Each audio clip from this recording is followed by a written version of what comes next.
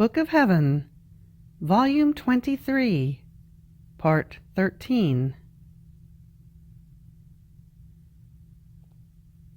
January 31st, 1928.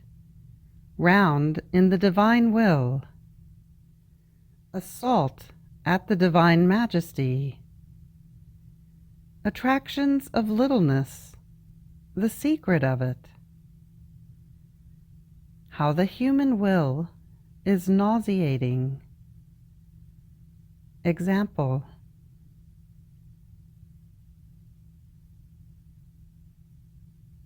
I was gathering all together all the acts of the divine will done in creation, the seas of the celestial Queen, those of my beloved Jesus. In sum, all the acts that the divine Fiat has issued outside of itself.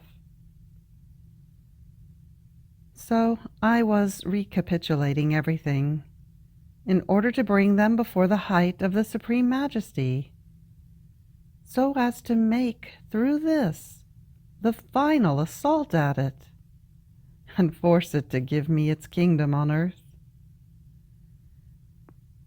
But while I was doing this, I thought to myself, I am little. I am just an atom.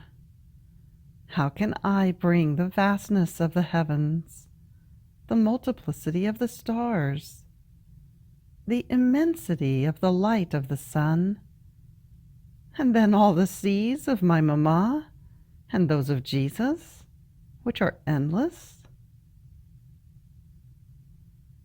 So does my little atom not remain lost in the midst of so many works so great?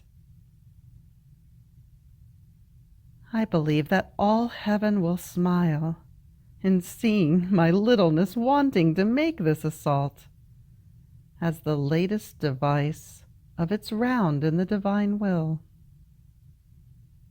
In fact, since I am little, I get not only lost, but also knocked down by even just one work of the divine volition. Therefore my assault will be without effect, and perhaps it will serve to make the whole celestial court smile behind my poor back. But while I was thinking this, my sweet Jesus came out from within my interior, and all tenderness told me, my little daughter, your littleness has such attraction as to draw the attention of all heaven, to see what your littleness wants to do and can do. To see a grown-up person do great things does not earn attention, nor does it bring joy. But if one sees a little girl doing the same great thing, she causes such amazement and surprise that all would want to see the great work of the tiny little one, which does not happen if the same work were done by a grown-up person.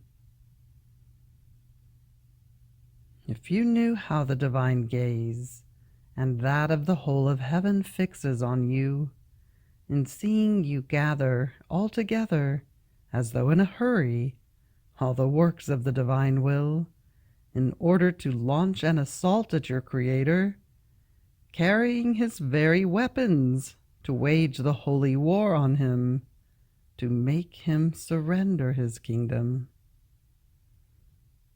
It can be said that your hurrying, your gathering everything, is the true smile of heaven.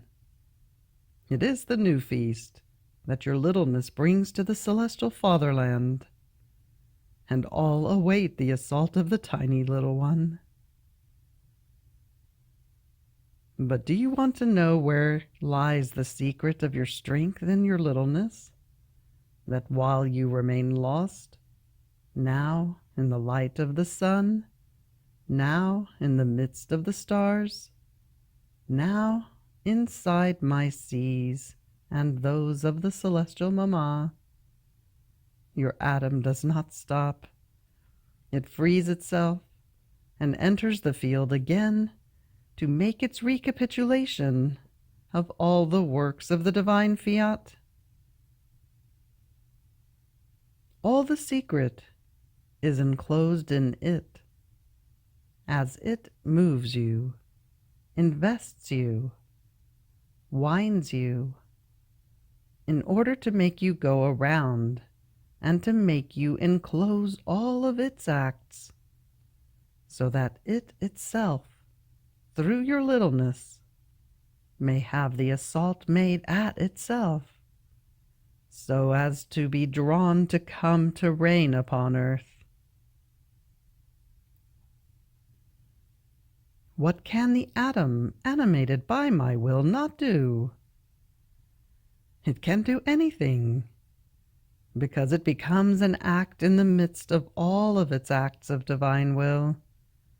And this is enough to be able to make of all its acts one single act, and say, everything is mine, and everything must serve me, in order to snatch the kingdom of the divine Fiat upon earth. After this, I was thinking of how much evil the human will has done to the poor creatures, and therefore I abhor it. I do not want to know it ever again, and not even look at it, because it is too nauseating. But while I was thinking of this, my beloved Jesus moved in my interior and told me, "My daughter, the human will on its own is nauseating, but united with mine is the most beautiful thing I created. More so, since the divinity could never issue anything created by us that would be nauseating. United with ours, the human will would have the continuous motion of good, of light, of sanctity, of beauty. And through our continuous motion that never ceases, it would have been the greatest prodigy of creation. Our motion would purify it from any shadow of stain. It would happen as to the sea. Because it murmurs continuously and has its perennial motion, its waters are pure and crystal clear. Oh, if the waters of the sea were still, the waters would lose the purity and would become so nauseating that no one would look at the sea. The waters would be so dirty and filled with filth that the ships would not be able to cross the sea, and no one would make the fish of waters so putrid his food. So the sea would be a burden for the earth, and would cause the contagion of all maladies to the human generations. On the other hand, by its mere murmuring and having its continuous motion, how much good does it not do to creatures? And while it hides, who knows how much dirt inside its bosom, by its murmuring it has the power to keep it buried at the bottom, and it masters the purity of its waters, pure and emptied of any dirt. Such is the human will, more than sea. If the divine motion murmurs in it, it is beautiful and pure. All evils remain buried and without life. But if my will does not murmur in it, and does not have its first motion, all evils arise again, and from the most beautiful it becomes the ugliest, such as to arouse pity. Another image is the human nature. United with the soul, It is beautiful. It sees, it hears, it walks, it operates, it speaks. It does not stink. Separated from the soul, it becomes putrid. It stinks in a horrible way. It is disgusting to look at. It can be said that it can no longer be recognized. Who caused such remarkable change from a body that is alive to a dead body? The lack of the murmuring of the soul, of its continuous motion that had primacy in the human nature. As such was my will placed for the human will, as soul, from which it was to receive life, its continuous murmuring. So, as long as it stays united with mine, it is a prodigy of life, of beauty. Separated from mine, it loses legs, hands, word, sight, warmth, life.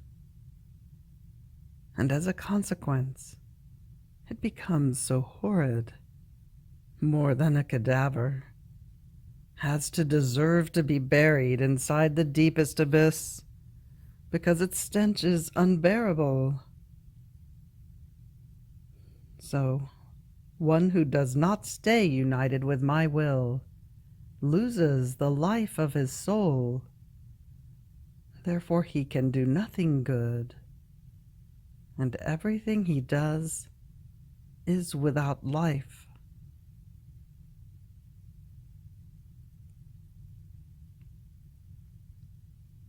February 2nd, 1928.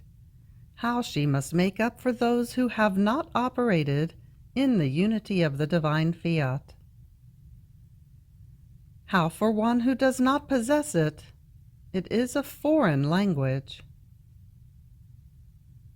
The reason why no one has spoken about it until now. How one who does not live in the unity receives the effects from the divine will, not the life of it. Example of the sun with the earth.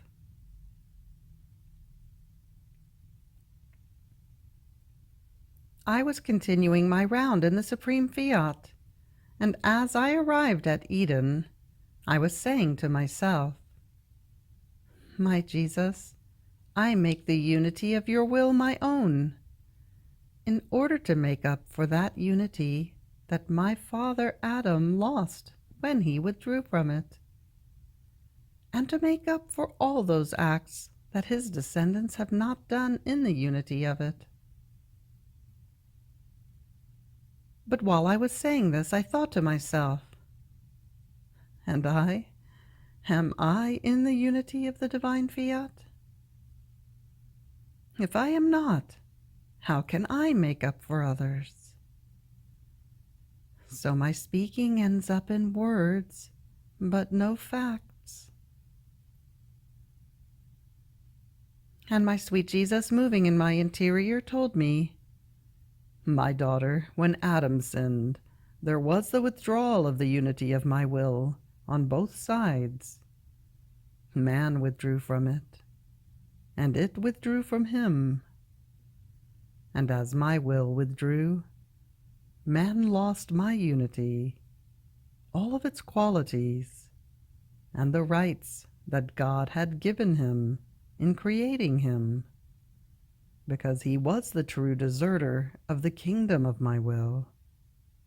And a deserter loses all rights and the possession of his very goods. Now, just as my will withdrew from man, because he was the one who withdrew first, so can it give itself again to one who, withdrawing from the human volition, enters again into its kingdom as the new conqueror of that unity of my divine fiat. More so, since between you and the divinity there has been a mutual accord. My will, in giving you the great gift of its unity, calling you to the first act of creation, and you, not only in receiving it, but in giving to it the gift of your will. So, there has been an exchange on both sides, and not with simple words, but with facts. So much so that my will is making you aware of what regards the great gift it gave you, that you may know what you possess, may enjoy its goods, and appreciating it, may impetrate it for the human family. And you, having given the gift of your will, do not want to recognize it ever again, and feel terror even just in remembering it. Now it is right that you fulfill your duty and make up for that unity lost by man from the time when mine did its withdrawal, withdrawing into the celestial regions. Is my will perhaps not free to give itself again? As long as it finds again one who no longer wants to live of her human will? And besides, you must know that if my will were not present in you, you could not have comprehended its celestial language.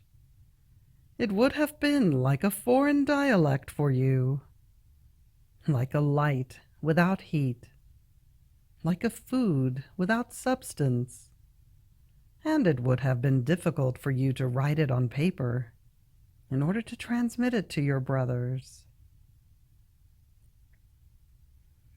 All this is a sign that my will, lording over you in everything, makes itself thought in your mind, word on your lips, heartbeat in your heart. The teacher who knows that his pupil comprehends his lessons and loves to listen to him. Therefore it was necessary to give you the gift of my divine will, so as to give you the grace necessary in order to make you know and transcribe all the most beautiful prerogatives of the kingdom of my divine fiat.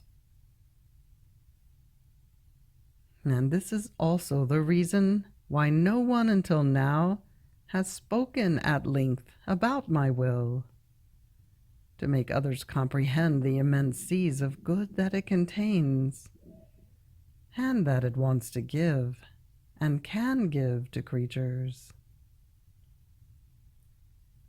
At the most, they have come out with a few words, and with words almost half broken, as if they had nothing to say about my fiat, so long and extensive, that contains and embraces all eternity.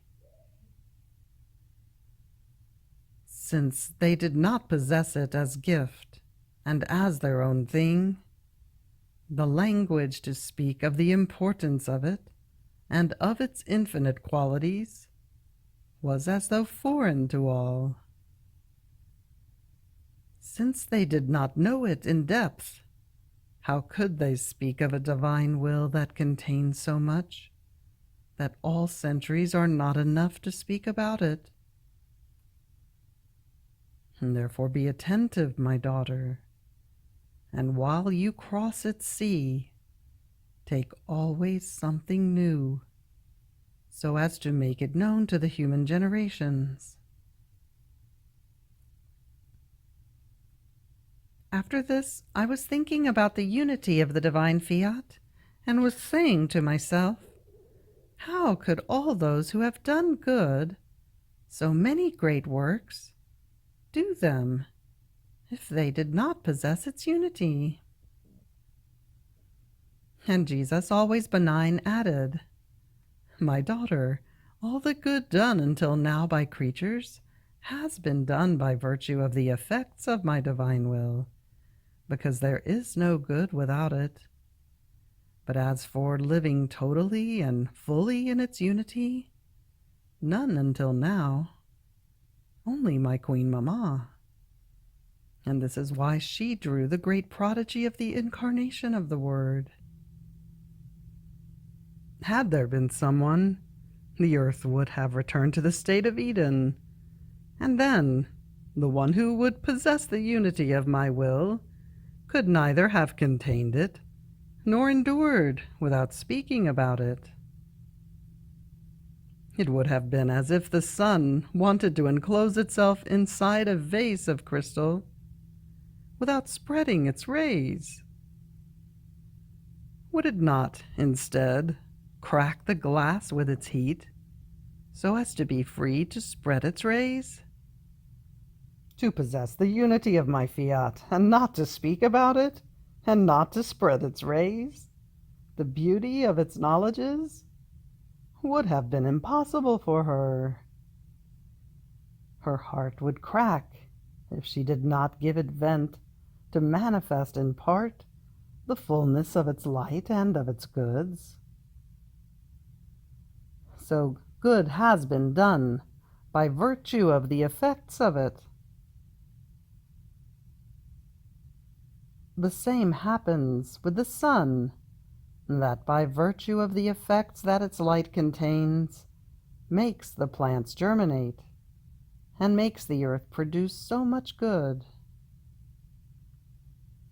It seems that the earth and the effects of the sun work together to produce plants, fruits, and flowers for the creatures.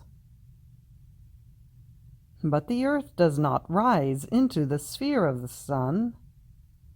If it did so, the sun would have so much strength as to remove the dark side of the earth, and all of its atoms of dust it would convert into light, and the earth would become sun.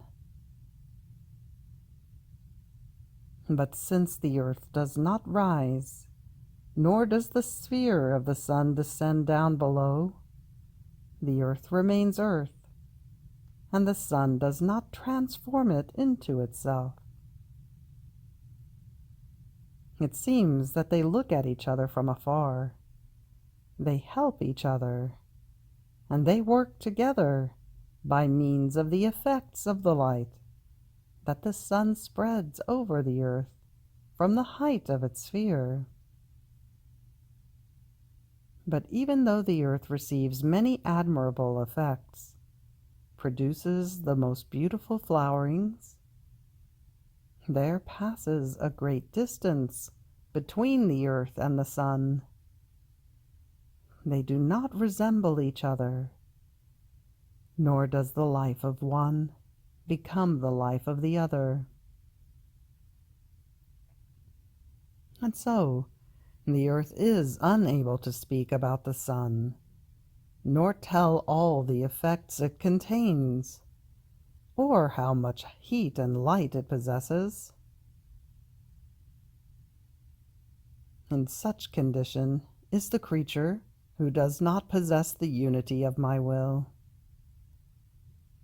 She does not rise into its extremely high sphere to become sun, nor does my divine sun descend to form her life.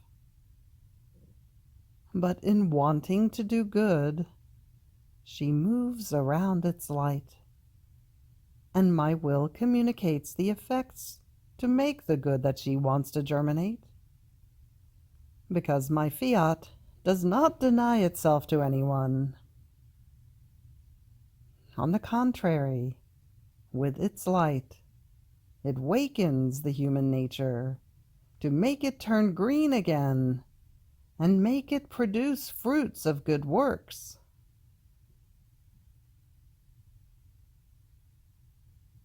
February 5th, 1928. Promise in Eden of the future Redeemer. Solemn promise in the Our Father of the kingdom of the divine will. How God feels the joy of creation being repeated. My poor mind feels as though fixed in the supreme Fiat, and I feel like a little girl who, since she likes the beautiful lessons of her beloved teacher, always hangs around her, asking her 1,000 questions, to have the pleasure of hearing her speak and of learning new, more beautiful lessons. And while the teacher speaks, she remains there, with her mouth open, listening to her. So many are the beautiful surprises that she gives her with her lessons. Such am I, a tiny little one, hanging around the light of the divine will, more than teacher, wanting to draw its life from the beautiful lessons it gives to my little soul. And because I am little, it delights in making me content, giving me such surprises of divine lessons never thought of by me. So, while I was thinking about the kingdom of the divine will, and its reigning upon earth seemed as though difficult to me, my beloved Jesus, coming out from within my interior, told me, "My daughter, as Adam sinned, God made him the promise of the future Redeemer. Centuries passed, but the promise did not fail, and the generations had the good of redemption. Now, as I came from heaven and formed the kingdom of redemption, before departing for heaven, I made another promise, more solemn, of the kingdom of my will. And this was in the Our Father. And so as to give it more value, and to obtain it more quickly, I made this formal promise in the solemnity of my prayer, praying the Father to let his kingdom come, which is the divine will on earth as it is in heaven. I placed my very self at the head of this prayer, knowing that such was his will, and that prayed by me, he would deny me nothing. More so since I prayed with his very will, and I asked for something that was wanted by my Father himself. And after I had formed this prayer before my celestial Father, certain that the kingdom of my divine will upon earth would be granted to me, I taught it to my apostles, that they might teach it to the whole world, so that one might be the cry of all, "Your will be done on earth as it is in heaven." A promise more sure and solemn I could not make. Centuries are like one single point for us, but our words are accomplished acts and facts. My very praying to the celestial Father, "Let it come, let your kingdom come, your will be done on earth as it is in heaven," meant that with my coming upon earth, the kingdom of my will was not established in the midst of creatures. Otherwise I would have said, "My Father, let our kingdom that I have already established on earth be confirmed, and let our will dominate and reign." Instead, I said, "Let it come." This meant that it must come, and creatures must await it with that certainty with which they awaited the future Redeemer. Because there is my divine will, bound and committed, in those words of the Our Father. And when it binds itself, whatever it promises is more than certain. More so, since everything was prepared by me. Nothing else was needed but the manifestation of my kingdom, and this I am doing. Do you think that my giving you so many truths about my fiat is only to give you simple news? No, no, it is because I want everyone to know that its kingdom is near, and to know its beautiful prerogatives, so that all may love, may yearn to enter, to live in a kingdom so holy, full of happiness and of all goods. Therefore, what seems difficult to you is easy for the power of our fiat, because it knows how to remove all difficulties and to conquer everything the way it wants and when it wants. Then I was doing my round in the eternal fiat according to my usual way, and going around through the whole creation, I was bringing all works before the divinity, to give to it the most beautiful homage and the great glory of all their works. But while I was doing this, I thought to myself, but what is the glory I give to my Creator by bringing him all his works? And Jesus, moving in my interior, told me, my daughter, by doing so, you bring to us the joy of our accomplished works. In fact, before we created the creation, they were inside of us, as though in deposit in our will, and we did not have the glory, the joy of seeing our works outside of ourselves, formed and accomplished outside of us. So our works were formed when the creation was created, and if one goes around in their midst, looks at them, and wanting to gather them all together around us, says to us, how beautiful are your works, perfect and holy. Their harmony, their perfect order tell who you are, and narrate your glory.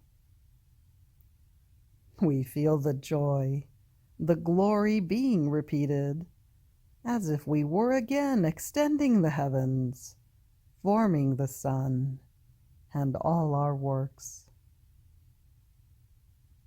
So the creation remains always in act, and as though speaking, by means of the little daughter of our will. This can happen to you also.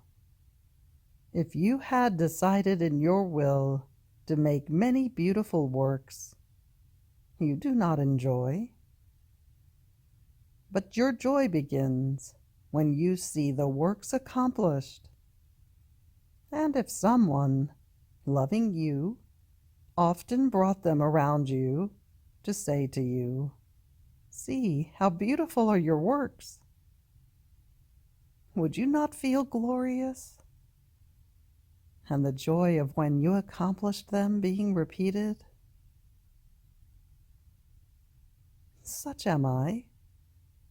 The repetitions form my most beautiful surprises.